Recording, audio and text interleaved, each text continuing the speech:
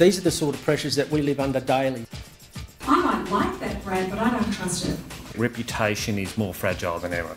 If somebody's done something really good, it might be a campaign. Active, say, on Twitter.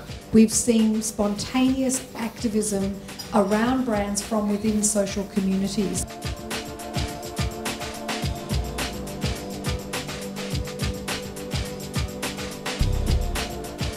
I don't think many of us would disagree. We really are in a crisis of trust. But that crisis actually extends much further than the obvious candidates. And some of the big global brands like Uber are really understanding the new social contract between consumers and their brand. They're very, very successfully tapping into that. I might like that brand, but I don't trust it.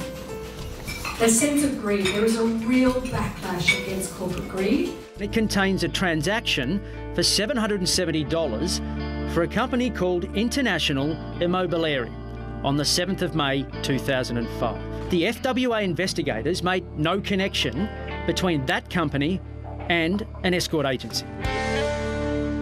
But we have. That's the kind of pressure you're under. So when I relate that back to talking to people about trust and reputation and protecting it, these are the sort of pressures that we live under daily.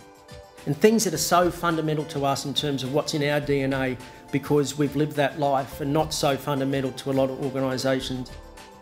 Reputation is more fragile than ever. Basically, we've got a situation where mistakes and allegations can be broadcast infinitely and instantaneously, and trust is under siege as a result.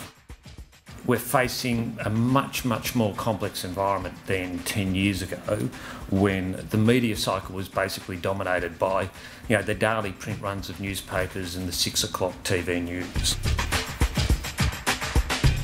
The media tends to feed off some of those silly antics that ruin reputations, don't they? What's changed is the way that we communicate. And suddenly you have a whole range of research tools and communication tools at your fingertips. Do you think there's a possibility to maintain trust with Australia's people about the services we provide as government departments? There's a lot of cases we've had with clients recently where we've seen spontaneous activism around brands from within social communities. So in the social media space, whether you're Twitter, what can they do to maintain that great level of trust? Social media is a great tool for communication. These events are fantastic to not only bring us together, but to actually look at everything we all do is at the heart of brand marketing.